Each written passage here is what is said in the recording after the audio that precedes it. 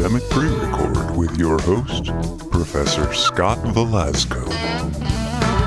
Broadcasting live from the apocalypse, coming to you from the COVID Castle, a secluded bunker on the bank of the Halifax River. I'm your pandemic professor, Scott Velasco, and today we're taking a deep dive into kind of a fundamental question, actually. How do we tell what sounds good? What sounds good? It's an important question, isn't it? And here's the weird part. Your book, Modern Recording Techniques, Huber, the author of that book, Huber didn't get into this question. Huber was probably smart. Huber kept away from what is good and what is bad. I mean, we're getting into philosophy here. We're getting into Nietzsche. Beyond good and evil, right? But we're going to dive in right now. We're going to talk about it because, yes, there are genre differences. And yes, there are tastes, and maybe my taste is different than yours. And for the kind of music you make, there are some rules that don't apply to the kind of music I make. That's all true.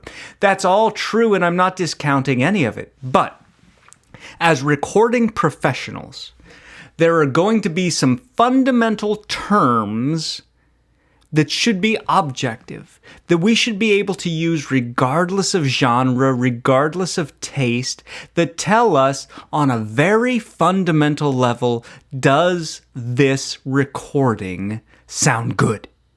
Now, these terms can be found on a PowerPoint presentation in Falcon Online called Sound in Production. This does not correspond to anything in your text, so I have given you extra notes on the content section. You can always go to content and find the week that we are in. I've labeled everything with dates, and you can see exactly what we're talking about. There's usually a PowerPoint presentation and usually some other supplemental materials. And this week we've got a few special supplemental materials that should help guide you through this. Let's dive in, shall we? All right, the first thing I want to talk about is this word, intelligibility. Intelligibility. Now, intelligibility is going to be the only word on the list that deals with one specific element of your recording, and that element is the human voice.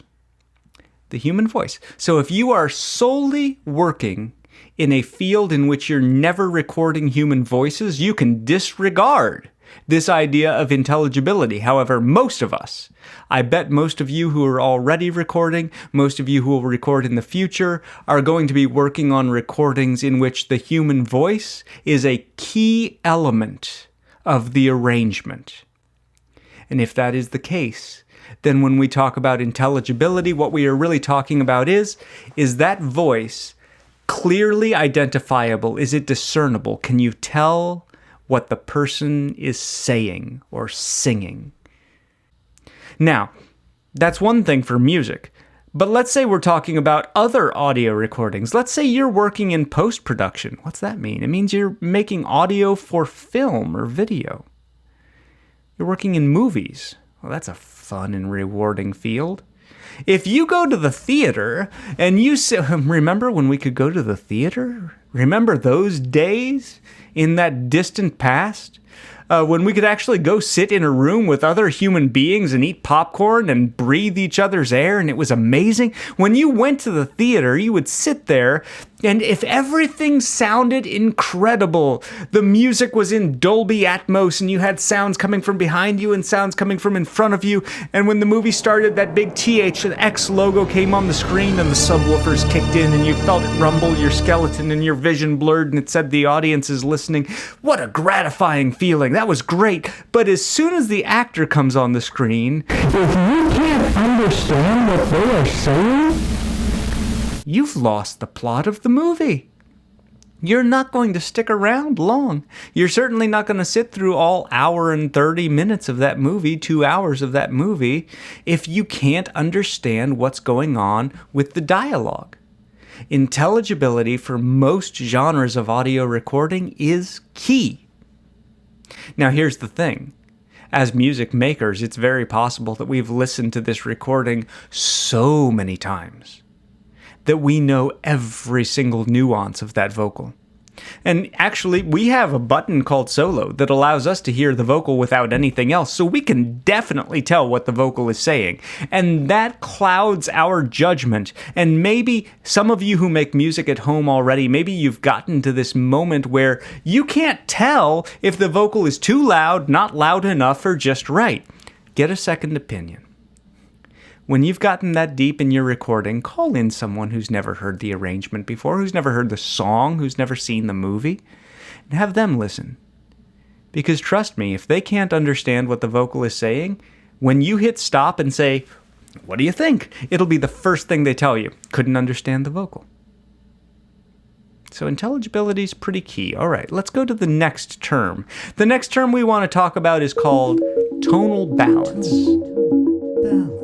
Now, some of you already understand this, whether you know it or not. You drive your car has a stereo, right? Well, some of you live in Daytona, so your stereo was probably stolen long ago. But let's say you live in DeLand, or you live in New Smyrna, or you live in Ormond, at which point your car still has its stereo. So you get in your car and you're listening to music on your stereo, and your stereo probably has a knob that says bass. And your stereo might have a knob that says treble. And your stereo might, if you're really rolling, your stereo has a knob that says what? Mid, right? Yeah, some of you. And you know, drivers, you know what happens when you reach out and grab that bass knob and turn it all the way to the right, depending on, who made your car and depending on who installed your stereo. For some of you, the windows rattle and you wake up the neighbors and your skeletal structure is vibrating and you start to hallucinate because the bass is just so loud, right? For the rest of us, it just kind of sounds rumbly. If you still have that factory stereo with the cardboard speakers, it just sounds a little rumbly. And then you turn the bass knob all the way to the left. What do you get? Well, I'll describe it with my adjectives, the ones that I think about. I think it sounds, I usually say it sounds like a thin, or it sounds tinny. That's a word that we use a lot. It sounds tinny. It's not enough bass. And then we reach out and we grab that treble knob. If you turn the treble knob way to the left, down, you know what happens. Everything starts to sound, again, I'm using my adjectives, the ones that I use to describe sound, but it starts to sound covered to me. It starts to sound muffled, right? Do you ever hear that? It starts to sound dark. It's not pleasing. And then you take the treble knob, you turn it, crank it way to the right, turn it way up. And then, how does it sound? I'll let you come up with your adjectives. You can imagine it in your head, I'm going to use this word, your mind's ear. We have a mind's eye. Certainly we can have a mind's ear. What does it sound like when you crank the treble knob too far to the right, too far up? A lot of you have an idea. A lot of you have come up with a sound, a word to describe that. Good. And then if you have a mid, well, mid is important because mid is where the human voice kind of lives in the mid-range. So a lot of these terms are interconnected. If you get rid of all of the mid, you're going to lose a lot of intelligibility. You're also going to lose a lot of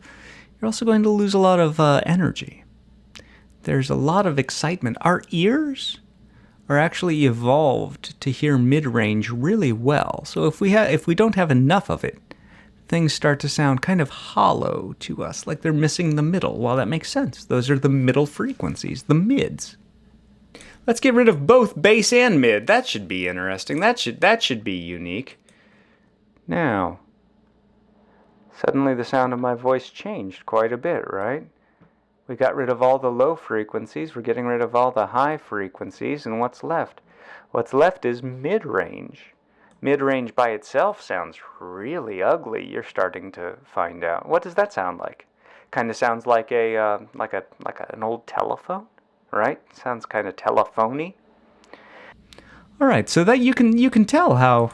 Let's go back to our normal voice. Here I am.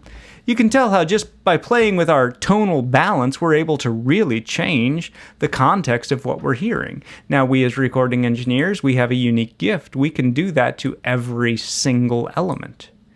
all the end users, the consumers, yeah, they can add bass, but when they add bass, they're adding bass to everything all at the same time. They can add treble, but they're adding treble to all of the instruments at the same time, right? We can do it individually to every element of our context. I can change the way the vocal sounds without changing the way the guitars or the drums sound.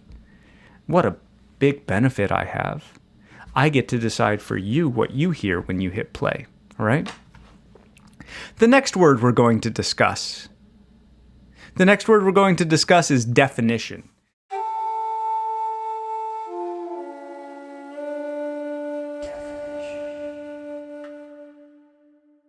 And definition basically says this. If there are lots of elements in your arrangement, are each one of them identifiable? Maybe your song has two things. It has an acoustic guitar and a vocal. Or let's say it has a piano and a vocal. And those are the only two instruments in your song. Well, if those are the only two instruments, lucky you. It's pretty easy to make sure that both of those things are clear. Because there are only those two things, they're not going to fight much with each other. But the more you start to add, let's say you had a piano and a vocal and you went, what this really needs is a bass guitar. So now you add a bass. And then you have bass, piano, and vocal, and you go, we could really use drums in this. So you call in a drummer, and the drummer plays. And then you go, we need some electric guitars. You bring in electric guitars. And then you say, we need some acoustic guitars. You bring in acoustic guitars. You go, this needs a synthesizer and pads, and this needs percussion, and this needs... And then you add all of these things. The more you start adding into your mix, you have to understand your mix has I'm trying to get my fingers situated here. Your mix has a finite amount of space to it, right? It has to all fit into that context. And the more you add into that space, the less room there is for each piece. Definition says no matter how much is in there, are each of those pieces identifiable? Well, hopefully they are. And if they're all identifiable, then the next question is, do they blend with each other to sound like one big whole? We want both. We want them to all kind of work together for a common good, but each individual thing to still be identifiable as a piece of its own. That's definition. But let's go to the next term. The next term that we're talking about is spatial balance and perspective.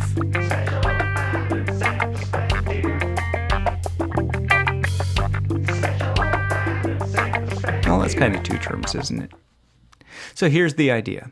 If you're working on modern music, your arrangement, your mix, your sound is going to be it should have the appearance, the illusion of being three-dimensional. In truth, it exists on a stereo plane. In truth, you are dealing with, I'm having trouble arranging my hands to fit the screen here. In truth, you are dealing with a left speaker and a right speaker.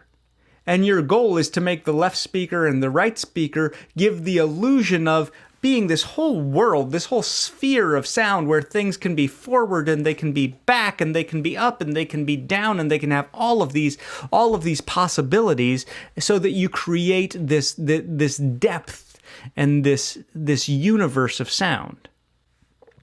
So how do we get that universe of sound, that sphere, or those 360 degrees? How do we get it? Well, the first thing that we have is we do have a two-dimensional plane. We do have a left speaker and a right speaker, hopefully, theoretically. That's how we're recording. We're recording with the assumption that everyone has a left speaker and a right speaker, whether they do or not. And as long as that is the case, left and right is pretty easy to take care of. Because we actually have a left speaker and a right speaker. And hopefully, as I speak, you're able to hear that I'm much further to your right and much further to your left, especially if you're wearing your music helmet like I am here, your headphones, your cans, right? You were able to perceive some sort of difference in that. If you're just listening through your laptop speakers or your Bluetooth speaker, maybe you didn't tell any difference at all. Put on some quality headphones. If you make it to Engineering 1, I will buy you a really good pair of headphones. I'll buy you this pair of headphones. I don't buy it. Technically, your lab fee buys it. You pay for it with your financial aid or out of pocket or however you do it. But I like to feel like Santa Claus the day that I show up in class and I bring a big box full of headphones and start distributing them and make everyone happy. Makes me feel good. I really had nothing to do with it. I just sent an email one day that said, please order X number of these headphones. But you get these headphones, and it will give you a very different perspective, hopefully, on what you're hearing. So we have a left and a right. Well, that's easy. Even if you only have one microphone, and I'm actually using this particular microphone has a left diaphragm and a right diaphragm. Most microphones don't. Let's say you're using this guy, our old SM58. It only has one diaphragm. It doesn't matter where I move my mouth around this thing, you'll still hear it from the center, but the recording software that I use will give this a knob, and that knob is called, some of you know, it's called a panoramic potentiometer. No, some of you didn't know. Some of you just call it a pan. Well, that makes sense. But think about what the word panoramic means, right? It means wide. Take a panoramic photo, it's a skinny, long photo. And your panoramic potentiometer is a knob that if you turn it all the way to the left, the sound goes only to the left speaker, the left headphone. If you turn it all the way to the right, the sound goes only to the right headphone. And you can turn that mono signal wherever you want to arrange it between the left speaker and right speaker. So left to right, that's easy. That is your spatial balance. But generating the illusion of a front to rear is a little more complicated. I'm actually going to move backwards in the room. And as I do, I'm going to leave my microphone here. See how the signal changes. See what you perceive as being different the further from the microphone I get.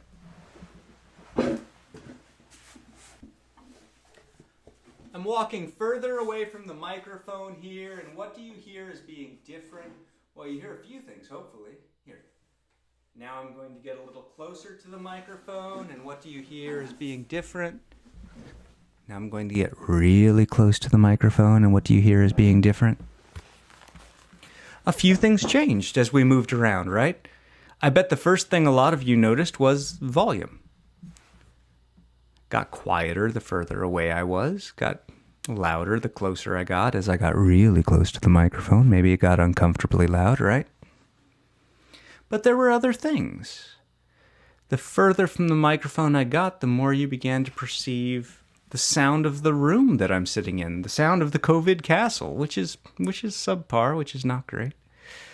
It's just a converted bedroom. It's not really even that converted. What did I do? Not much. But you start to hear more of the room and less of the direct sound, less of the sound coming right from my vocal. As I get my mouth really close, turn the gain down and get my mouth right up on the vocal, right up on the mic. You hear practically no room. But as I get further away, we can turn up the gain and you begin to hear more of the space that I am in. You hear that space of a small room, right? Okay, we'll turn that back down. Okay, so spatial part of generating that illusion of front to back is volume. As we want things to appear closer, we make them louder. But also, as we want things to appear further away, we add more room. Now, if we're in a larger room, we can get farther away. The COVID castle, it turns out, is a very small room. I don't know exactly how deep it is, how far away from me that rear wall is, but not far. But if we were in a larger space, I could get much further away. You'd hear much more room. If we were upstairs in the News Journal Center at the Davidson Theater, I could get, more than 100 feet away, significantly more than 100 feet away. You'd start to hear a lot of room. I can sort of generate that. We can fake it with some of our recording tools. Here, let's try. Go back to our, you hear a little larger room here. We can even take it further. It sounds like I'm farther away, but I'm also in a larger space. Those are the two things you're probably noticing. Let's take this further. Let's go crazy with this idea. I can really, you hear the sound of the room that I'm in increasing. Now I'm getting not only farther away from you, but also the space where we are is getting much larger, right? Now it sounds like we're in a really big room and I'm much farther away from you. What did I do? What did I turn up there? What was that? I turned up I turned up the reverberation, right? I turned up the reverb. And by turning up the reverb, I was able to simulate the idea of being in a much larger room than we're actually in right now. Spatial balance and perspective. It's interesting. When it comes to top to bottom, our brains sort of take care of this one on their own. We actually use frequency. We use the idea of higher frequencies, meaning those overtones, those shrill sounds, things like cymbals, things like flutes and piccolos, and those really upper sounds, the higher strings on the guitar, those our brain naturally arranges higher in what we hear. And the bass and the lower frequencies, our brain naturally puts lower in the mix. The next set of terms deal with dynamic range. Dynamic range is the difference between the loudest and softest part of your mix. But we can use it to our advantage to generate an emotional response when things are very quiet and then suddenly they get loud. That's exciting. That adds excitement to what we're doing. If you get rid of all of the dynamics, you've gotten rid of all of the excitement in the arrangement. You say, what's the difference between clarity and definition? Well, hopefully this makes sense. Definition, remember, was the ability to individually tell everything that was going on. Clarity is the absence of unwanted noise or distortion. So if if my vocal sounded like this, you hear it's really fuzzy and unpleasant to hear. I can actually increase the fuzziness of this. Hold on just a second here. Let's do so.